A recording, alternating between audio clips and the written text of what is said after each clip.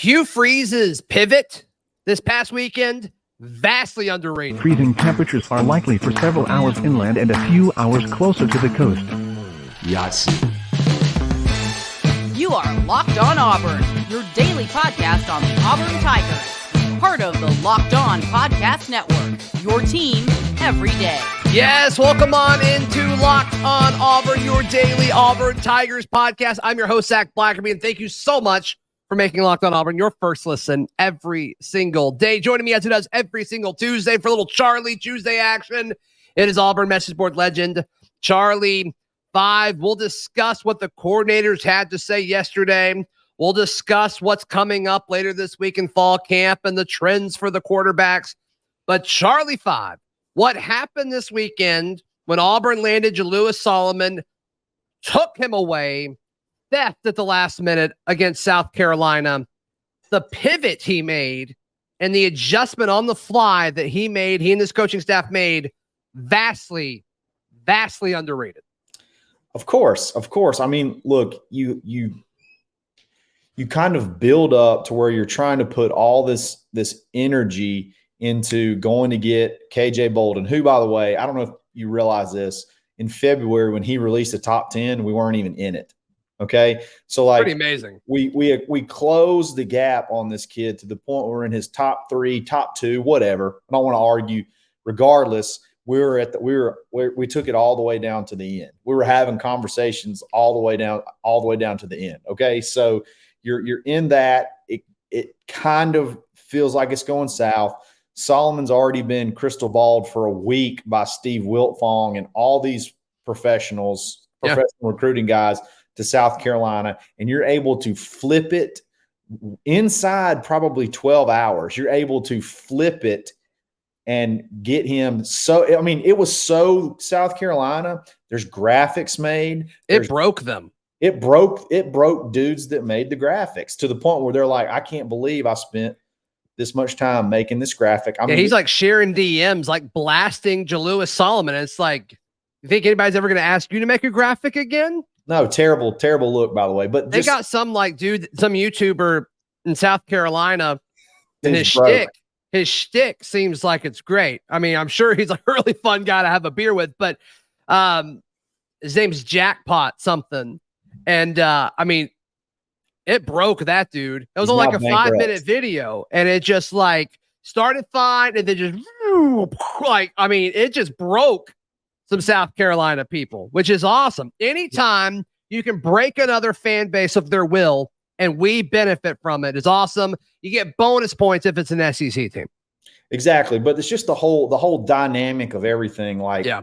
And to be able to flip it that fast and then land a high 4-star kid again, who could play multiple positions. If you go watch his film, it's a lot of fun. He can play offense. He can return kicks, punts, and he can play corner, and he's an aggressive corner. I mean, to be able to flip it like that you can't say enough about that. You do not belittle that fact. That was a huge momentum swing to be able to turn everything around and go hard and be able to land that kid I'm talking about at the last minute.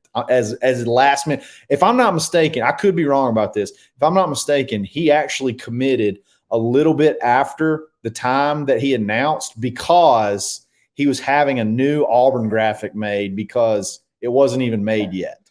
So it's awesome. It's that close to having it done. So the closest thing I compared it to when I went live after that, Charlie5, which I was not expecting to have to do, by the way, which is great. I looked at my wife. I'm like, oh my goodness. And she's like, who just committed? What do you have to go talk about now? And I'm like, sorry, honey. Like, this is a big deal. But I forgot where I was going with this, but just was not expecting Jalewis Solomon. Yeah. I don't know. I don't know what we're supposed to do here, but yeah, incredible moment for sure. So now you got Zeke Walker, you got Jalewis Solomon, they're half brothers, and they got a pretty studly younger brother, Zayden Walker, who will be a top 10 player in the country next year. Mama's got 2 boys at one school because she have three. I mean, can't hurt. Can't hurt. Can't hurt. That's something to look at. And he'll be a big time linebacker, edge type prospect. Just all around big weekend, regardless of missing out on KJ. We're not going to get them all. Love being there in the hunt. Love being legitimately there to where. Well, we talked about this, Charlie5, right? We talked about this when, Bammers and Georgia people were like, well, Perry Thompson and DeMarcus Riddick, they're going to mean more for you guys than they would for us. And it's like, well, yeah, because they're the first few guys in this process. Then you got to get close with a lot of these guys too before you really pull the trigger. And so, like you said, he put out a top 10. We weren't even in it, and we clawed our way into really being one of the Final Four hats. It seems like we were certainly a top 3 team. It seems like Ohio State was kind of out of it. But just the overall impact of what we're seeing from Auburn recruiting it's elite. It's going to be fun, man. We've ever really seen before. So props to Hugh Freeze. And welcome I don't think KJ's the last 5-star you're going to see possibly having a shot to join this class. And he maybe more than one coming up. So we're just going to have to see how it plays out. But that's just the kind of games we're going to get. That's the kind of battles we're going to be in. That's right. Charlie5's dinner is ready there. As far as what we're let's go ahead and talk about some of what was brought up yesterday with the coordinators. Sure. We heard from Philip Montgomery, the offensive coordinator, one Ellen Phillip, and then we also heard from defensive coordinator Ron Roberts. I've got 3 takeaways from what we heard yesterday, and let's discuss one of those now. And I think we'll start with this. Philip Montgomery talked about how the running back position will be a little bit more running back by committee, which is already something you're starting to see more of across SEC and college football and football as a whole in general. But just to read too far into things, because that's what we do, is it a committee if Jarquez is there? I'm just asking the question. Yeah, I'm just asking the question here. Unfortunately, I think it may not. Unfortunately.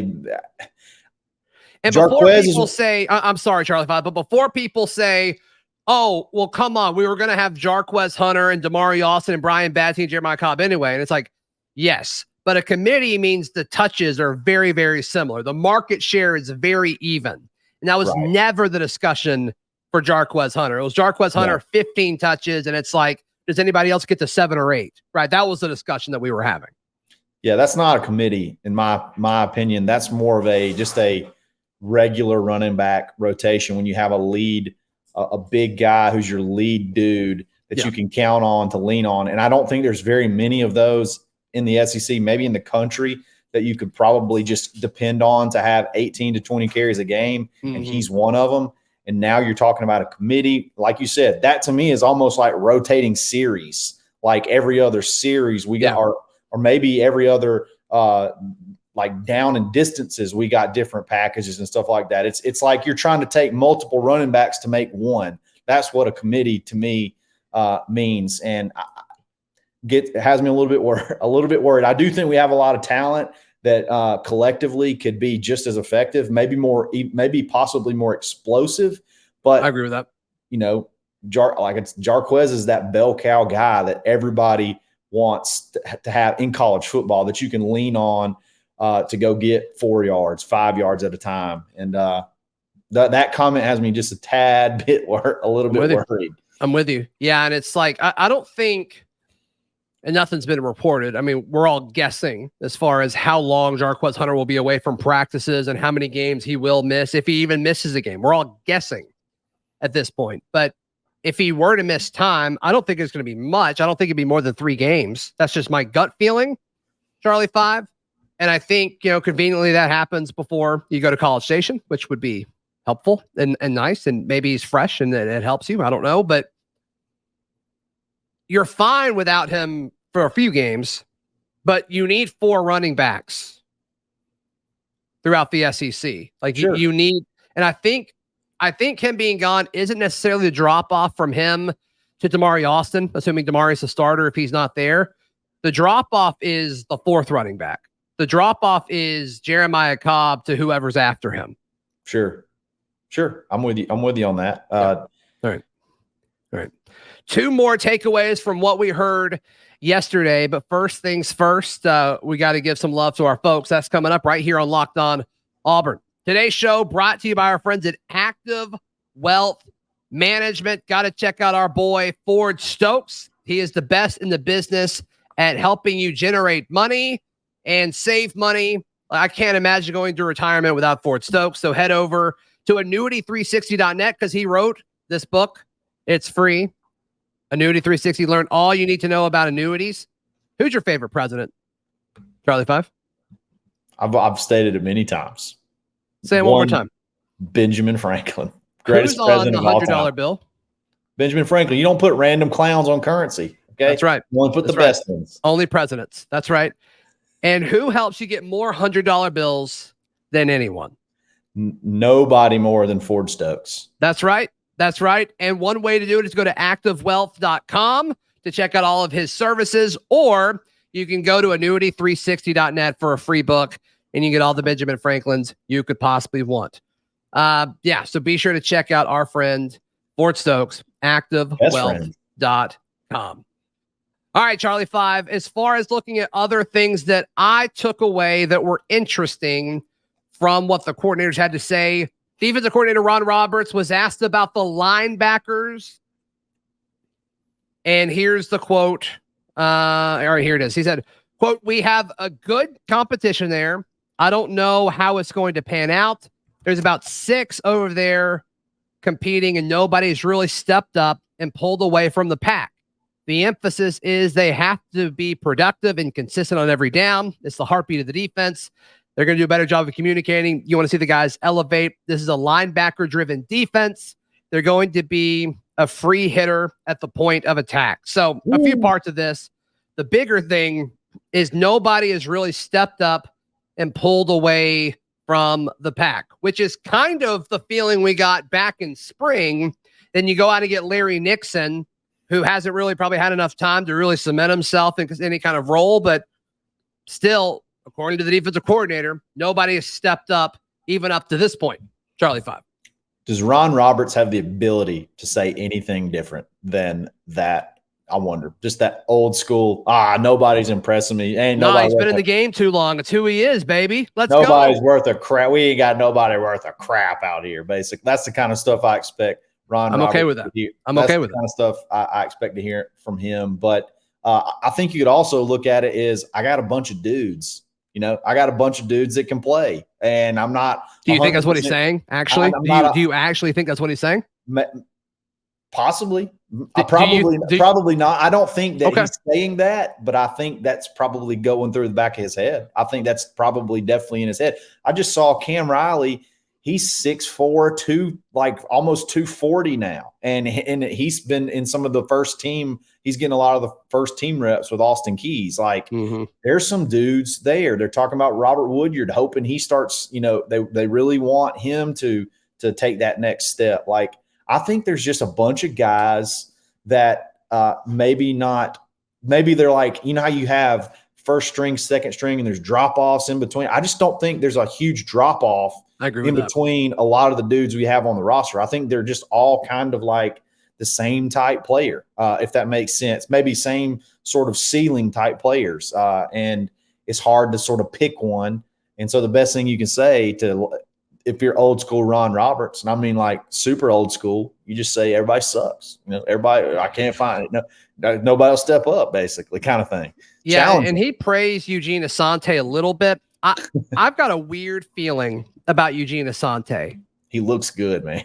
He looks great. He can't dance worth anything, but he looks fantastic. And look, we had Jason Jones on the show towards the end of spring, and I'm like, give some love to a linebacker. He's like, dude, Eugene Asante has been getting after it.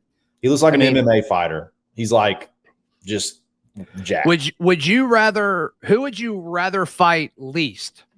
Cam Riley or Eugene Asante?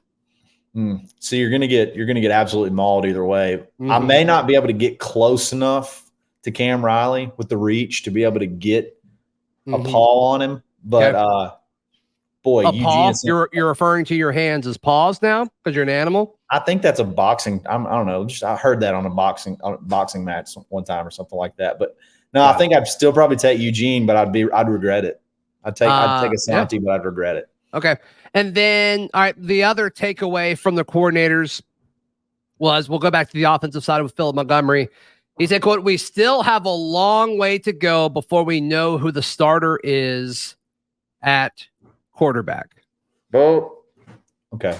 I don't know that I buy that. You're not buying it? No. You're not buying it, Charlie5?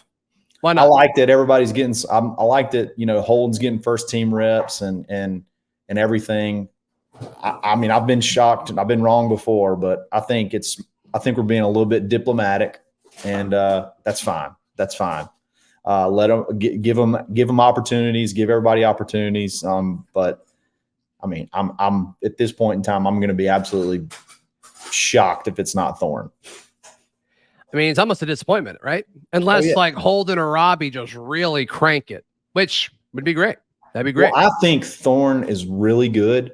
So if Holden beats him out, Holden is a stud. Like we have, like the steps he took forward over the offseason and this new system, that would, to me, I don't think I would be let down if Holden did somehow become, I guess any of them, because I don't think Thorne's a bust. I think he's a great player. Mm-hmm. Yeah. The narrative of, okay, it's those two guys and there's a drop before Robbie. I mean, that's really taken over. And do you think she okay? No, we're good. Okay. The whole role about like Robbie before fall camp was like, okay, even if he doesn't win the job, he could still have a role in this offense, which I know you're against, but it still was a talking point. Do you think that matters if he's the second string or the third string, if that were to be his role? Because I don't think it does. Repeat that one more time. That was a loaded question. I don't think it was that loaded. I mean, there's a lot of talk about him being kind of like, you'd have packages for Robbie Ashford if he wasn't the starter.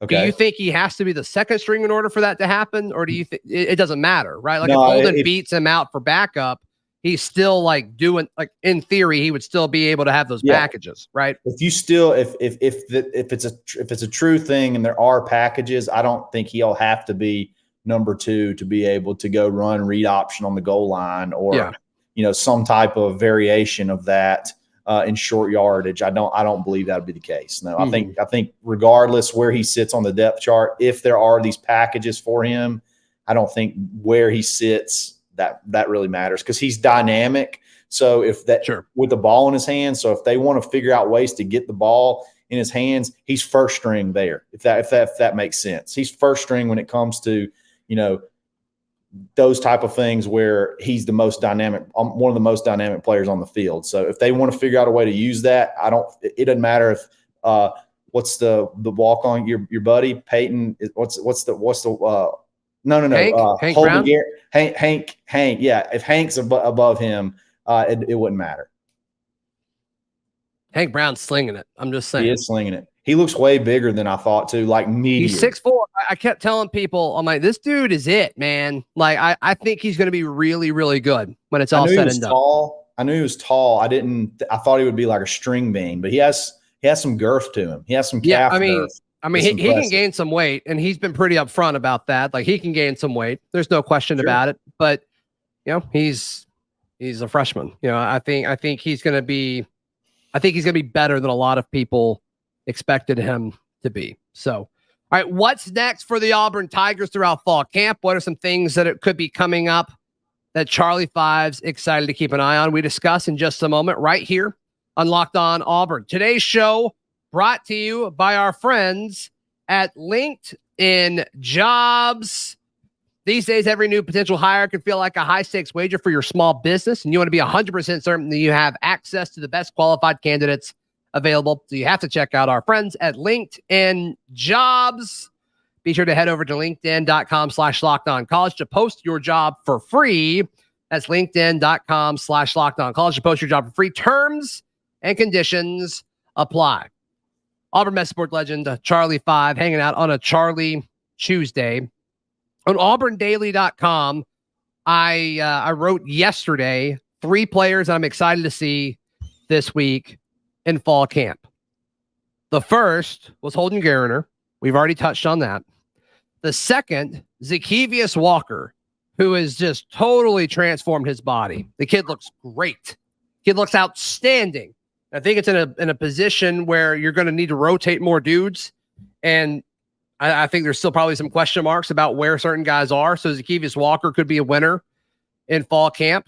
You have any comments on Zackevius before I move to my third guy? No, other than just confirming, like the first picture that I saw of him, I had to like ask several people, who is this child? He's massive. He's completely changed his body. He looks good. Anyway, keep going. Yeah, no, I love him. And then Jeremiah Cobb was my third one, just because he's bigger than I expected him to be. He looks just like Damari Austin to me, which is a good thing. And he's probably a better pass catcher than Damari Austin is, which I think is useful because he can kind of fill multiple roles, especially if Brian Batty's injury, hinders him in any kind of way or any kind of return to the field in a full speed role. Is there anybody that you're excited to kind of keep tabs on this week before they scrimmage on Saturday? Do you just not get this feeling inside of you every time you see a picture or video of Rivaldo Fairweather? I can't, it makes me. Can you describe that feeling real quick? It's like when true love walks by, you know what I mean? You have that first, you lay eyes. Fall in love for the first time. It's like, fall in love Rivaldo for the first time and you get the butterflies. That's exactly how I feel. I gotcha. Every time I watch him catch a pass, stand so hulkingly on the sidelines with his helmet off, just, I mean, I don't know. I can't wait to see that guy play football. I cannot wait to see that guy. How do you cover him? How do you stop him? I don't know how it's going to, if anybody can throw him the football remotely accurately, I don't see how he can be stopped. He's just an absolute physical freak, outrunning linebackers, outrunning safeties, whatever. It doesn't matter. I just get so excited. I just start smiling every time I see him. That's what you do to me, Rivaldo. I love you. I'm sure he's listening, and I'm sure he loves you too. Yeah, I think it's going to be fun to see how they use him.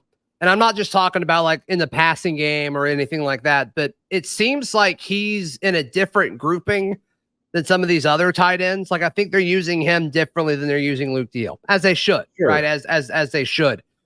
But from a package standpoint, I'm not going to be shocked if we see him with wide receivers more than tight ends sometimes. I talked about this the other day, Charlie5. I walked over and watched. This was in the first early parts of practice. But there was a group of receivers walking through the sideline, and they were doing fade drills. I guess was their warm-up with their footwork as far as doing fade stuff. And the grouping was Camden Brown, Rivaldo Fairweather, and Jair Shorter. It's okay. All right. They're all these massive dudes on the sideline. It's you got your tight end going with your two main split ends. How exciting is that? Let me back up. You know what's more exciting? We got fade practicing. That's what I want. We get inside the 10, throw it up 4 times. Don't even kick the field goal. I actually hate the fade route. I hate it. I hate it. It seems like it never works, but when it does, it's the coolest thing in the world. Because we have never really had somebody that could do it, and we won't do it. I want you get me inside the 10, throw it up 4 times, screw the field goal. We're either going to catch one or we're going to get pass interference. I love it. We're practicing it. Please put Rivaldo out wide and let him go. Who's the last guy that we could throw a fade to and it would work? Seth, I guess. And then Sal Cannella? Seth Williams was pretty good at it. He was a pretty good jump ball guy. Yeah, because he couldn't create space. So he's just I had no choice. 50-50. He had no choice. But before that, I can't remember one. Duke was pretty good. Duke could go up and get it, but Sammy. But I don't think we ever used them in a fade. They just won jump balls all the time. Yeah. I want to get inside the 10 and at least take one shot where I know it, you know it. Everybody in the stands knows it. The opposing coach knows it, and there's not a thing you can do about it. You just got to hope and pray that your corner makes a play on the island. I mean, there's plenty of options. I mean, you could walk up and look and say, okay, I've got Rivaldo over here. I've got Camden Brown over there. You know, whichever like has the shorter corner, whichever matchup you like more. It's like, let's moss somebody. That'd be great. That'd be great. I love it. Anybody else you're tracking or excited to see other than Rivaldo Fairweather?